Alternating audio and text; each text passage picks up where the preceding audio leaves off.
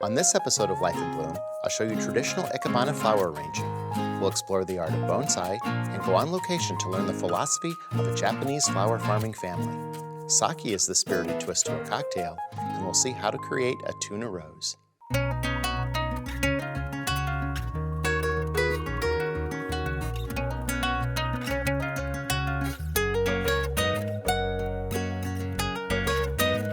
I'm Jay Schwanke. Welcome to Life in Bloom.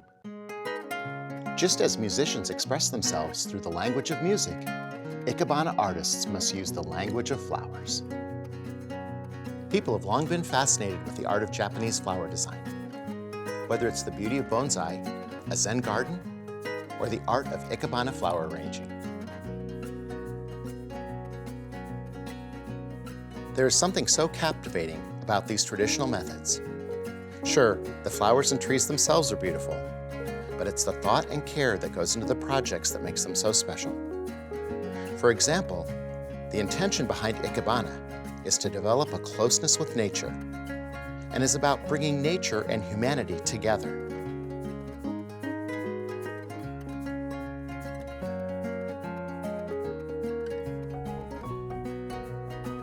Today on Life in Bloom, we'll show you what goes into growing and arranging within these wonderful traditions.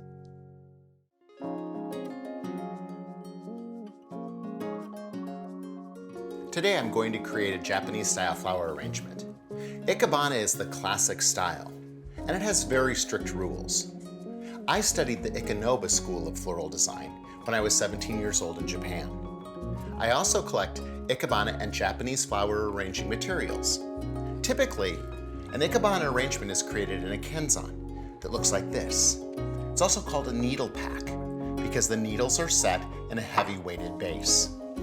Today, in this free-form container, I have flower foam inside, and we're using that to make the strategic placements of our flowers. I've covered it with moss to give it a wonderful, natural look. I found this book many years ago, and I love it. It's a great reference guide, The Art of Arranging Flowers, and it's a well-used, well-loved book. As a second owner of it, I enjoy just going through it and seeing the different types of arrangements that you can create. It's fascinating. Today, I'll demonstrate a modified version of this arrangement. We'll use a king protea and some pincushions. We'll also use an ornamental kale and other types of foliage. I found a wonderful stick that we'll also use inside this. The thing to remember about Japanese flower arranging is that it's a peaceful activity, and you should relax and enjoy the process.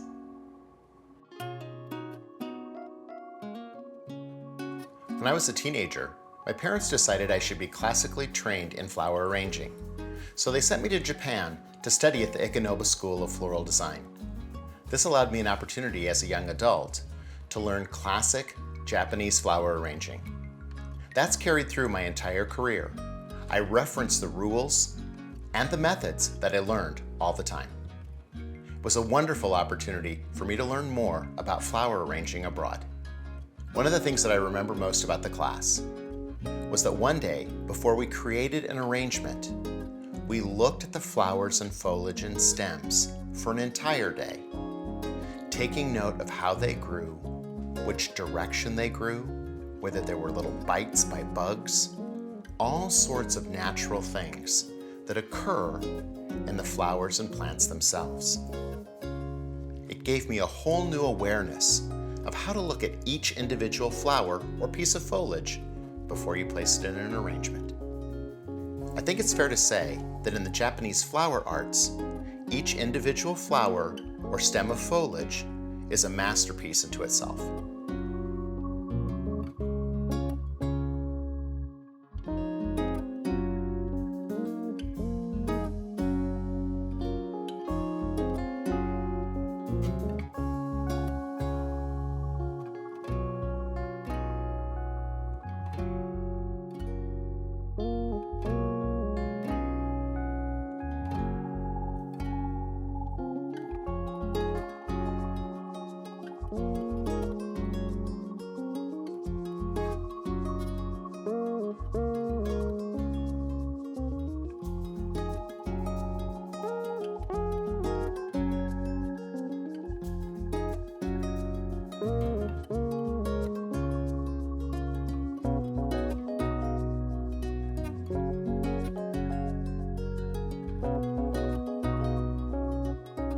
In Japanese flower arranging, all flowers and foliage have meaning, which are personally interpreted by the flower artist.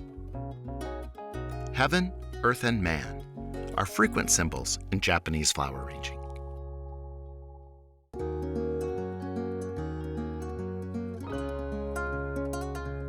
So today, I have my friend Dusty Brown here to tell us about the art of bonsai.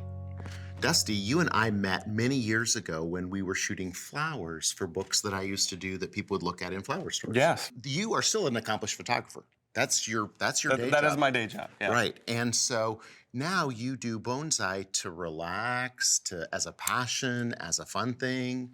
And so I wanted you to tell us a little bit, because I'm fascinated, but I know nothing. So. Yeah, I got started probably 12 years ago. I think my oldest tree is about 12. I just fell in love with it after a while, and it is, like you said, it is relaxing. You come to appreciate the trees, and you have a vision of trees, so to say, when you get a small tree and you watch it grow over a few years. That's the relaxing and fun part. The also relaxing and fun part is the putting it in a pot and doing what you want with it. There's nobody to tell you. The tree can't talk back to you. Right. Well, and it's classic. It's art, it's nature. All of those things go together. I think we're used to seeing something like this.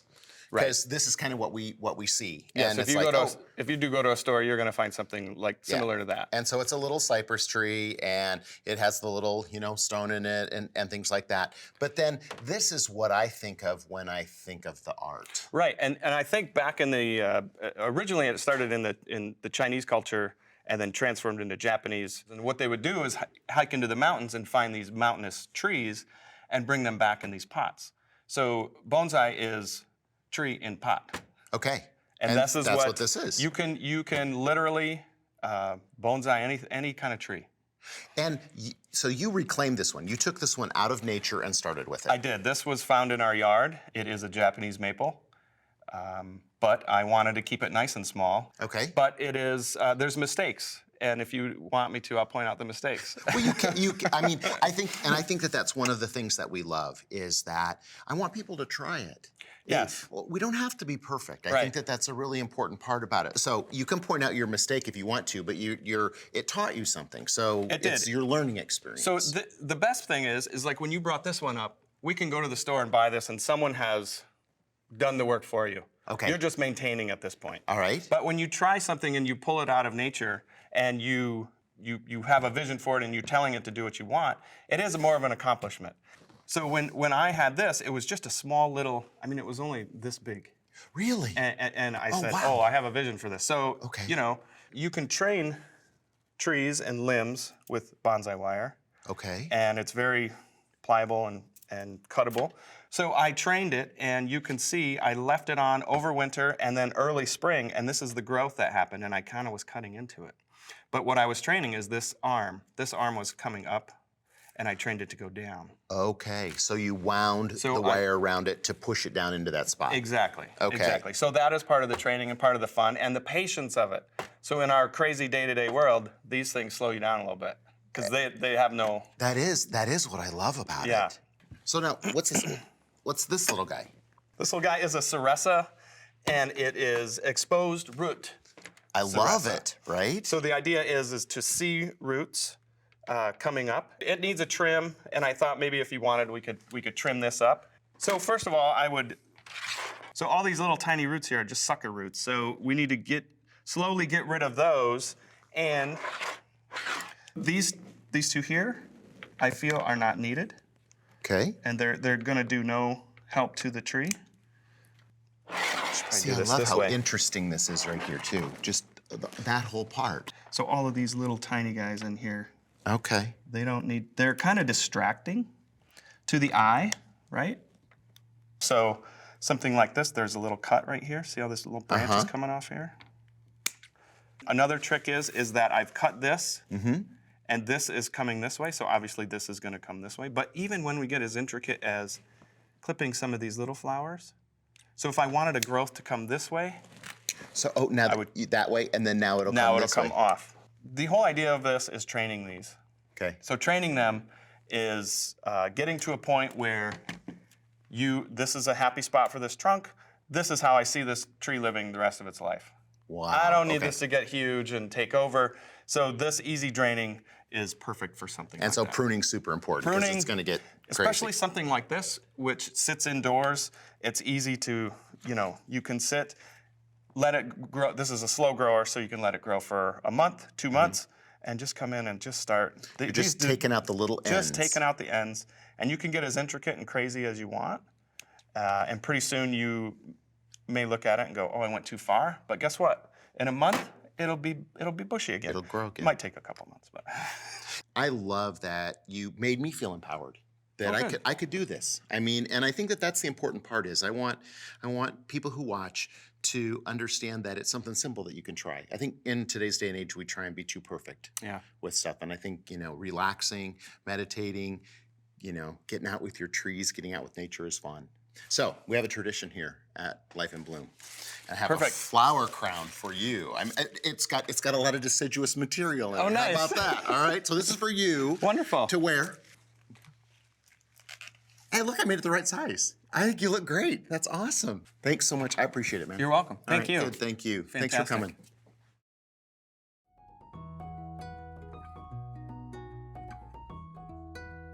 My enthusiasm for Japanese flower design even spills over into the kitchen. Let's learn how to make the perfect tuna rose. We start with a sushi-grade piece of ahi tuna, and of course, clean hands. I use a sharp knife to cut thin, uniform slices of tuna.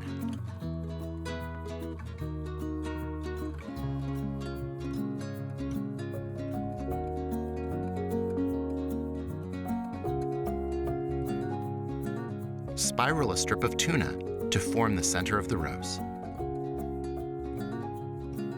Add more strips in concentric circles around the center to form a rose.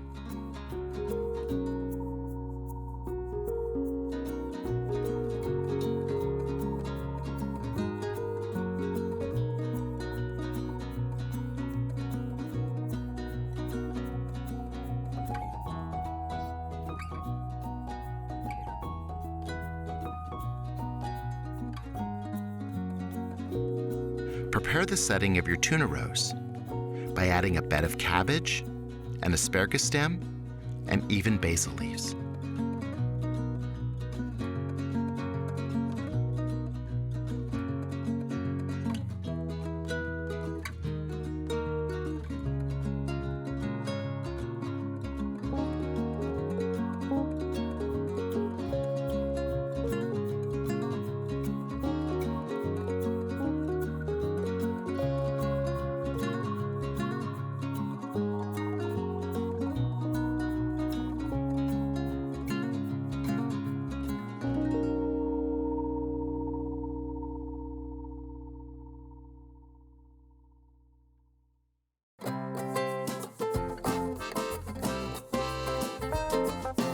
For Flower Cocktail Hour, we're making a ginger orange cocktail with bourbon and sake.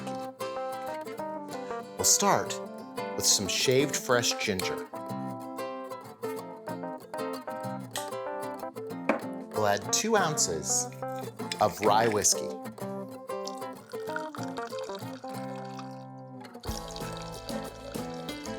An ounce of sake. Jigger of fresh orange juice, and a dash of simple syrup. Then we'll add our ice.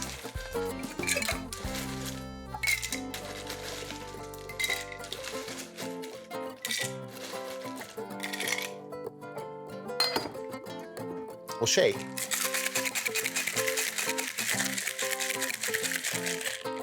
And pour into a martini glass.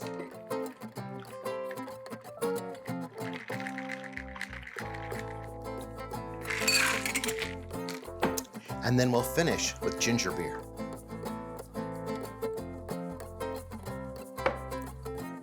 And garnish with an orange peel. The ginger orange cocktail with bourbon and sake. Cheers.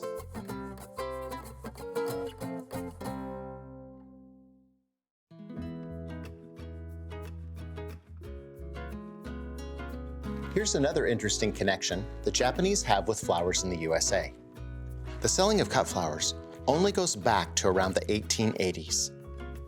Japanese immigrants were among the first to commercially produce a variety of garden plants and flowers, such as camellias, wisteria, azaleas, and lily bulbs imported from Japan. In 1906, the Japanese flower growers organized the California Flower Growers Association with 42 charter members, which also included Chinese and Italian growers. While World War II caused major setbacks for Japanese growers, many eventually re-established their businesses after the war, along with newcomers to the country. Among those were the Kitayama brothers, growers of cut flowers, who, by the late 1950s, had 40 acres of flowers under glass. My friends, the Kitayama brothers, are still growing flowers today, including stem gardenias, one of my very favorite cut flowers of all time.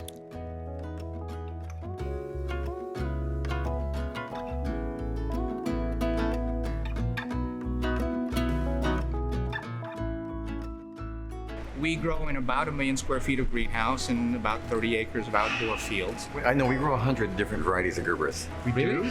All right. How do you? Well, because we also replant. We try to bring on the newest varieties. We did a quick calculation of how much we produce here at Kitayama Brothers, and we think it's about 30 million blooms a year. Wow.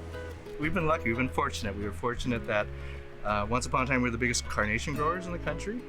I grew up in Colorado because we went there to grow 1 million square feet of carnations, Right. as you know. We shipped them on the bus to Fremont, Nebraska. We from sold you guys. them to absolutely. Schwanke. Yeah. And then when that market kind of went away, then we transitioned into roses. And at one time we were the biggest rose growers in the United States. Did you grow roses in Colorado? We did. Okay. But a big transition for us was to go from, I say, ground roses into hydroponic roses. Because that was going to be, it created a bigger rose, a stronger rose. Right. And that was a good business for us for a while. Yep. But now we realize, okay, what's next? Right. And what we grow now, we grow a lot of gerbers, lilies, lisianthus, snaps. We grow about 20 different crops. But I believe 5 years from now, probably 50 or 70% of that will be transitioned to something new. Right. My grandfather started growing flowers in Washington and moving over and setting up the greenhouses, going through the evolving, getting along, working together. Let's talk about the stick story, because the stick story is important to you. I want it because It's part of our culture. I think it's part of your culture, and I think that's a really cool thing. That's good. It's every Kitayama, no matter what generation, knows this story, and it comes from basically our grandmother. There were 4 brothers who were the original Kitayama brothers. There was Tom, Ray, Key, and Ted. And when they moved to California after World War II, when they started their own greenhouse, Grandma told them, you must stick together, because individually, as one stick, you will be easily broken. But together, bound together, as 4 sticks, it will be very strong and difficult to break. So that's the story that we hear. That's why we work together. Well. Yeah, that's right. Now, I'm not saying we don't have our differences, we do, but at the end of the day, we know that we will stick together.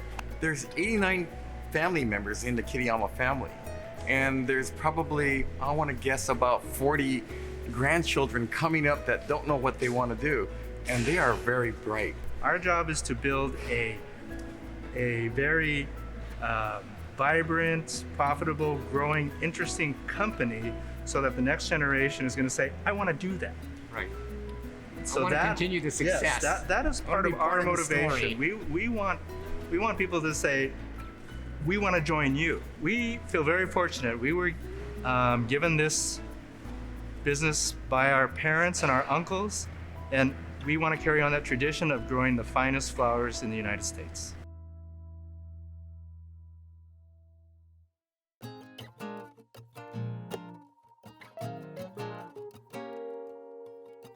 Fuji chrysanthemums are native to northeastern Europe and Asia. Fuji mums are known for their size and bright colors. They can last 14 to 21 days in a bouquet. Fuji mums are also known as spider mums because of their long, spidery petals. Fuji mums are standard mums, which means each stem has a single large bloom. Fuji mums are late bloomers, typically flowering in October through November. It's believed that Fuji mums bring laughter and happiness into the home.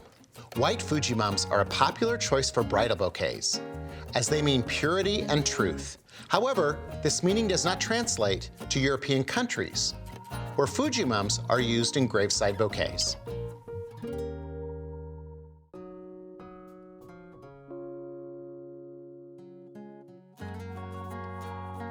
Designing and constructing your own Zen garden is in and of itself an enjoyable process, and that's only the beginning. Zen gardens are also known as Japanese rock gardens or dry landscape gardens. Typically, they don't feature plants or flowers, but this is life in bloom, so we'll make sure that we include some succulents and maybe a few flowers. Gravel or sand are frequently used, and then raked. The raking can represent ripples in the water. The rocks that are used are thought to symbolize islands or mountains. Toiling in your Zen garden is considered by many to be a daily meditation practice. I think it's fun because you can change your mind. You may set something up a certain way and then decide, I'd like it better this way. It's a great opportunity for us to do something that's meditative and relaxing and isn't a huge undertaking. Classic Zen gardens were intended to imitate the essence of nature, not its actual appearance, and to serve as an aid to meditation about the true meaning of life. My Zen garden wouldn't be complete if it didn't have flowers or plants. While I've used rocks, I'll also incorporate 2 beautiful succulents. And Crispidia almost seems like flower orbs that could be nestled right down inside the garden. Carefully raking sand or gravel with precision around the placed rocks are the main parts of a Zen garden. Sand raked into round or spiraled or rippled patterns represents the sea. MIDI kits come with a bamboo drawing pencil, which allows you to creatively draw your own patterns in the sand. Upright or vertical stones can be used to represent trees, while flat horizontal stones represent water. The best part about a Zen garden, it's your own little garden where you can create your own life in bloom.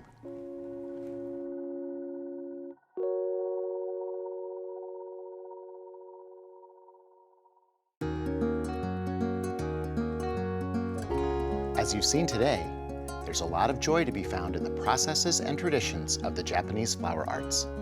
For Life in Bloom, I'm Jay Schwanke. See you next time. So you steam the ground then? One of my favorite smells in the greenhouse is when we used to cook dirt. I love that. So you can tell that we steam, we don't use methyl bromide. So you seal this up, this big tube sends steam in there. Yes. How hot does it get? Ooh, good question. I don't know, what is the temperature of What the does the steam? temperature get to be, Jim? Well, you probably looking at about the high 200 and the low 300. Okay, and then that's how you sanitize the soil Right. Sterilize the to soil. start to go again. Basically, you just cook it Sterilized, for yeah. 3-4 hours. Right. And Does you it, know, does it smell good? Does it Yeah, smell like it does, yeah. That smell, I love that smell. That's one of my favorite smells from being a little kid was when we would cook dirt in the greenhouses. I love that. Jay Schwanke's Life in Bloom is filmed in Grand Rapids, Michigan.